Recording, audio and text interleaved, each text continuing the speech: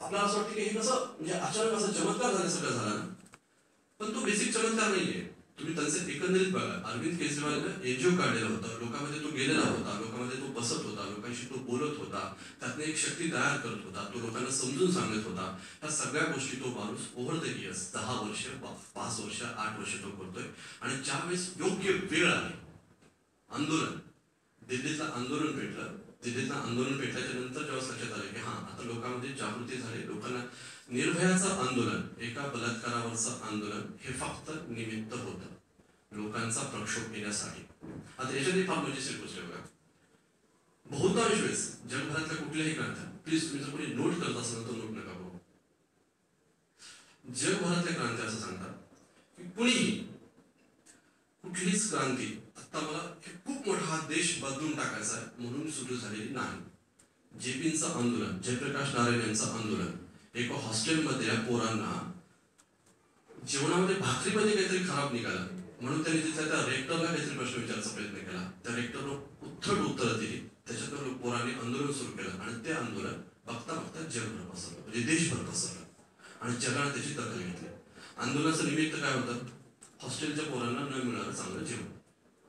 आसाम गण परिषद, आसामचं प्रफुल्ल कुमार मोहंतोचं आंदोलन बघा, विद्यार्थ्यांचं आंदोलन आहे. काय केलं त्यांनी? काहीच नाही, फक्त मुलांना काहीतरी चांगलं मिळत नव्हतं म्हणून त्यांनी आंदोलन सुरू केलं आणि ते आंदोलन सत्तेपर्यंत गेलं.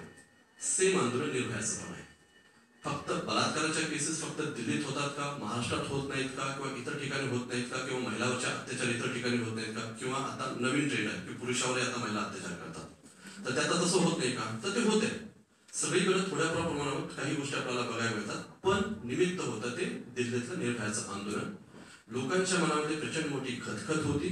लोकांना एकंदरीत आता या कॉलेजमधून बाहेर पडल्याच्या नंतर जर तुम्ही एखाद्या तालुक्याच्या लेवलवर गेलात किंवा कुठले एक कागदपत्र, एक डॉक्युमेंट काढायचंय, माझा स्वतःचा अनुभव असा आहे की मी गेल्या महिन्यापूर्वी मला माझ्या वडिलांनी सांगितलं की मी मराठवाड्यातला आहे, मराठवाड्यामध्ये दुष्काळ वगैरे अशी स्थिती आहे, असं मला तिकडे असल्यामुळे मला फार ते जाणवत नाही, पण इकडे झालेली माणसं म्हणतात की हे खूप दुष्काळी प्रदेश वगैरे आहे. दुष्काळामध्ये वडिलांनी म्हणजे तिथल्या तहसीलदारांनी सांगितलं की या गावाला पाणी नाही मिळत, तर आम्ही तुमची विहीर अधिग्रहित करतो आणि इथला आम्ही पाणी देतो. तर वडील म्हणजे की तुम्ही असं काही करण्याचं कारण नाही, पण तुम्ही पाणी द्या, तुम्हाला जे काय असेल त्याचा मोबदला द्या. ते 4-5 महिने, आता उन्हाळा संपूर्ण तर दुसरा पावसाळ्याची वेळ आली, ते विहिरीचं पाणी गेलं, त्याचं बिल काढण्यासाठी बिल काहीतरी 2000 रुपये आणि ती बाई काहीतरी 1500 रुपये मागते, तहसीलदार बाई, की त्याचं बिल काढायचं असेल तर तुम्ही 1500ची लाच वगैरे द्या. आता मला वडिलांनी फोन करून सांगितलं की असा प्रॉब्लेम आहे.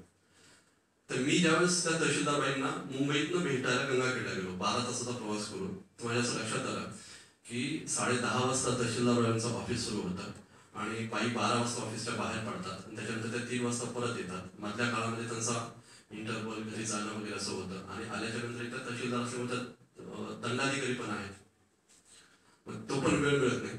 आणि माझ्या सहित लोकांची तिथं रांग लागली एवढी मोठी त्यांना भेटण्यासाठी, ते त्यांचे प्रश्न आहेत आणि हे दररोजचं चित्र आहे तिथलं की लोकांचे प्रश्न प्रचंड आहेत आणि त्याचं सोल्युशन लोकांकडे नाही. मला असं वाटतं की गेल्या 10-1 वर्षामध्ये दिल्लीत, आता तुमच्यापैकी किती लोकांनी गेला आहात, किती जाल, तर तुम्हाला लक्षात येईल की दिल्ली हे प्रचंड व्होलाटाईल शहर आहे.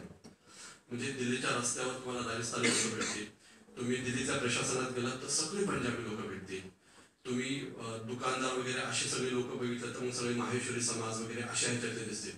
म्हणजे दिल्लीतल्या कुठल्याच रस्त्यावर. आणि आपल्याकडं आता आपण एवढे एसटीच्या नावानं बोंबाबोंब मारतो नाही की एसटी येत नाही, असं करतात तसं करतात. तुम्हाला दिल्लीमध्ये तिथे लिहिलेलं आहे दिल्ली परिवहन निगम असं नावाचं काही प्रकारच अस्तित्वात नाही, असं तुम्हाला लक्षात येईल. आणि तिकीट काढायचं असेल तर तो माणूस तिकीट काढण्यासाठी इथं आपल्या जवळ येतो, तिथं तो माणूस फक्त उभा टाकतो आणि प्रचंड भरलेल्या गर्दीतून तुम्हाला पैसे सरकवत जावं लागतं. तो माणूस आता आपले जसे ऑटोवाले असे मधातच घुसवतात ना, तर तिथे बस कधी तुमच्या मधात घुसेल आणि तुम्हाला पत्ता नाही लागणार. बरं, आजूबाजूला सगळी शहर अशी आहेत, हरियाणा, उत्तर प्रदेश, अशी सगळी राजस्थान अशा ह्याच्यात सगळे हिंदी भाषिक आहेत. कल्चरली सगळ्यात बाबतीत पूर्ण वेगळं शहर वाटतं ते. आपल्याला तर कळतं पडतच नाही, म्हणजे मराठी माणूस गेल्यानंतर तर असं वाटतं की आपण कुठल्या ह्याच्यात जातात. आता बऱ्याच वेळेस लोक म्हणतात की नाही मराठी माणूस बाहेरच जात नाही, मराठी माणूस बाहेरच जात नाही. त्याचं कारण हे आहे की बाहेरच्या प्रदेश बघितल्यानंतर आपल्याला असं कळतं की आपण त्यांच्यापेक्षा खूप म्हणजे त्या अर्थात खूप प्रगत होतो, आपल्याला बऱ्यापैकी सुविधा आहे. आपल्याला तिथे गेल्यानंतर कळते की आपण बऱ्याच स्थितीत होतो बाबा, आपल्या इकडे याची काही गरज नाही. तर अशा सिच्युएशनमध्ये दिल्लीमध्ये हा सगळा गोंधळ झाला. त्या सिच्युएशनमध्ये अरविंद केजरीवालनं स्वतःचं अस्तित्व निर्माण केलं. पण त्यातली सगळ्यात मजेशीर गोष्ट आहे की त्याला काँग्रेसच्या लोकांनी त्यात असं आहे की आपण ज्यावेळेस बऱ्याच वेळेस म्हणतो ना, आता मी ज्यावेळेस व्यासपीठावर आलो ना आणि तुम्ही मग ऐकायला लागला तर तुमच्यातून माझ्यात एक अंतर निर्माण होता. बरोबर आहे, सिंपल थिअरी ते सत्ता करणारा, रूल करणारा आणि ज्याच्यावर तुम्हाला सत्ता करायची ती, यांच्यात अंतर असू शकतं का, नसू शकतं का, ह्या सगळ्या गोष्टींची चर्चा व्हायला लागते. तुम्ही आता लक्ष करा, निर्भयाची केस झाली तेव्हा सुशील कुमार शिंदे काय म्हणत होते की आम्ही तुमच्यापर्यंत येणार नाहीत. म्हणजे देशभरातले सगळ्यात म्हणजे युथ ज्याला म्हणते त्यातल्या त्यात मुली, महिला रस्त्यावर उतरलेल्या आहेत, देश पेटलेला आहे, लोक म्हणजे सरकारच्या विरोधात प्रचंड प्रक्षोभ आहे आणि सरकारचा त्याला रिस्पॉन्ड कसा होता की आम्ही तुमच्यापर्यंत येणार नाही कारण तुम्ही रस्त्यावर उभे आहात, आम्ही इकडे आहोत. त्यांना फक्त दाखवायचा प्रयत्नच असा होता की आम्ही सरकारमध्ये ना, आम्ही तुमच्यापेक्षा वेगळे आहेत, आम्ही तुमच्यापेक्षा कसे राहणार, तुम्ही पब्लिक आहात, आम्ही तुमच्यावर रूल करण्यासाठी आहात. जॉर्ज ऑरवेलची जी कादंबरी आहे ना अॅनिमल फार्म, तर ती जर तुम्ही वाचल्यास तर तुम्हाला लक्षात येईल की हा काय प्रकार असतो. तर त्यांचं असं होतं की आम्ही तुमच्यापर्यंत नाही ना. अरविंद केजरीवालचं असं म्हणणं होतं की अरे असं नाही ना, आम्ही तुम्हाला निवडून दिले, म्हणजे आमचं ऐकण्यासाठीच आम्ही तुम्हाला निवडून दिलं ना. पण ते असं होत नाही. म्हणजे ते कुठेतरी मला वाटतं लाल बहादूर शास्त्रींचं काय कोणतं वाक्य आहे की एकदा माणूस खुर्चीवर बसला ना, म्हणजे त्याला त्या खुर्चीवर बसवलं की त्याचं सगळं वर्तन बदलतं. त्याला असं वाटतं की नाही, मी आता तुमच्यापेक्षा खूप दिलशहान आहे आणि तुम्ही फक्त ऐकण्यासाठी आहात, तुम्ही फक्त आता फॉलो करण्यासाठी आहात आणि मला तुमचं ऐकण्याची आता गरज नाही.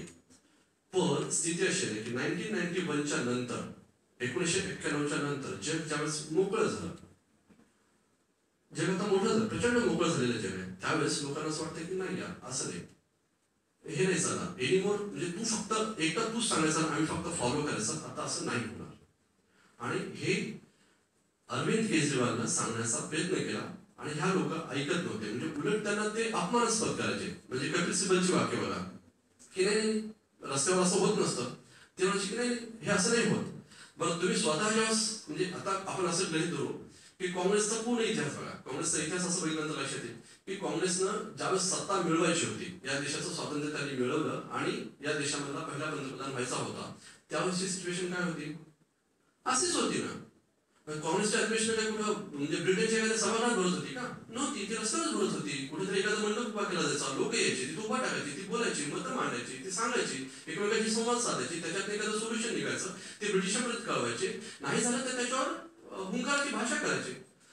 आता काय झालं, आता या लोकांनी सत्तेत गेले आणि ह्यांची सत्ता ही 40-40 वर्ष सुरू आहे. म्हणजे मी आहे, माझ्यानंतर माझा मुलगा आहे, माझ्या मुलाच्या नंतर त्याचा मुलगा आहे, त्याच्या मुलानंतर त्याची मुलगी आहे, त्याच्या मुलानंतर त्याचा मुलगा आहे आणि सिस्टीम अशी पॅक होऊन गेली. तुम्ही महाराष्ट्रातला कुठलाही एक नेता काढा आणि तुम्हाला असं लक्षात येईल की उदाहरणार्थ नारायण राणे, तुमच्या जवळचं उदाहरण, नारायण राणेचा मुलगा आहे, नारायणचे दोन्ही मुलं सत्तेत आहेत, दोन्ही मुलं आमदार खासदार आहेत. गणेश नाईकाचं दुसरं उदाहरण घ्या, स्वतःचा मुलगा, स्वतःची दोन्ही मुलं, स्वतःचा म्हणजे भावाचा मुलगा.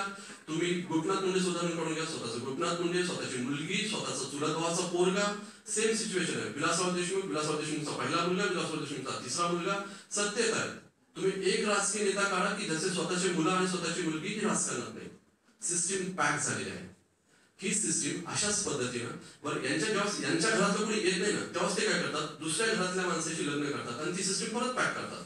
म्हणजे मी कुठूनही गेलो ना तर मला आतमध्ये प्रवेशच नाही. म्हणजे आता राहुल गांधींनी कालच्या भाषणात सांगितलं की आम्ही एनएसची निवडणुका घेतल्या. अरे पण निवडणुका घेतल्या तर निवडणुका घेतल्यानंतर निवडून कोण आलं ना, स्पर्धा कोणाच झाली, विश्वजित कदम आणि सत्यजित तांबे कोण, सत्यजित तांबे बाळासाहेब विखे पाटलांचा आणि विश्वजित कदम कोण, पद्मनाभ कदमांचा. म्हणजे स्पर्धा शेवटी तुमच्यातच झाली आणि तुमच्या ती वाटून घेतली. मी कुठे आहे, माझी कुठे जागा आहे. तुमच्यापैकी बसलेला एक जण तिथं लढला, त्याला संधी मिळाली, त्याला त्या पॉवरमध्ये येण्याची संधी मिळाली. आणि तुमच्या असं लक्षात येईल की गेल्या म्हणजे कित्येक वर्षामध्ये तुमच्या गावामधलं उदाहरण बघा, तुमच्या बाजूचं उदाहरण बघा, तुमच्या आजूबाजूचं उदाहरण बघा, तुम्हाला तिथं एंट्रीच नाहीये. त्यांनी पॅक करून टाकलेले आहेत. बरं ते असं आहे ना की त्यांचा उभाव असा आहे की मतं मागायला फक्त येऊ, आम्ही तुम्हाला पैसा नाही घेऊ, आम्ही तुमच्या या पद्धतीने घेऊ, आम्ही तुम्हाला प्रोडक्ट न दाखवू. आणि आपणही म्हणजे आहेत आपल्या पद्धतीने, हा सगळं ठीक आहे, हरकत नाही, आपण ना पांढर पेश आहेत, आपण कशाला म्हणजे या भानगडीत पडायचं. अरविंद केजरीवालचा आणखी एक चांगला विषय आहे. अरविंद केजरीवाल या सगळ्या आंदोलनाच्या नंतर तुम्हाला लक्षात येईल, मीरा सांगण्यान असेल, त्याच्यानंतर कॅप्टन गोपीनाथ असतील किंवा अशी सगळी जी मोठी मंडळी की जेट एअरवेज वगैरे असे, कुणी नासातनं नोकरी सोडून देऊन गेला, कुणी गुगल मधलं सोडले आणि ते सगळे जॉईन करतात. पहिल्यांदा म्हणजे मार्क्सला पण अरविंद केजरीवालनं खोटं ठरवलं किंवा अण्णांनी खोटं ठरवलं. ते कसं होतं, मार्क्स म्हणाला होता की नाही कामगारांची क्रांती म्हणजे जे लोक दबलेले आहेत, पिचलेले आहेत, तेच लोक क्रांती करतील. ऍब्सोल्युटली चूक आहे. मला वाटतं, मला ते वाक्य कोणाचंही मला आठवत नाही, पण त्या माणसाचं वाक्य असं आहे, जगाच्या पाठीवर ती लोक कधीच क्रांती करत नाहीत ज्यांना संध्याकाळच्या भाकरीची भ्रांत असते. गरिबांकडनं क्रांती होत नाही. उलट जगाच्या पाठीवर तीच लोक क्रांती करतात किंवा बदल घडवण्याचा प्रयत्न करतात ज्यांना संध्याकाळच्या भिस्कीची चिंता आहे. त्याचा अर्थ असा नाही की भिस्की घ्या आणि क्रांती करा, पण त्याचा अर्थ असा आहे, त्याचा पुढचा असा आहे की माझी गरज निर्माण होते आणि मला ती मिळत नाही, तेव्हाच मी काय करतो, ते दगड उचलतो आणि मी दगड मारतो कुठेतरी, आणि ते दगड मारल्याच्या नंतर तिथं काहीतरी सुरुवात होते. कधी कधी एखाद्या चुकीच्या गोष्टीतनं खूप मोठी चांगली सुरुवात होते, लोक त्याला जुळत जातात, त्याला लोक मिळत जातात आणि बदल होतो.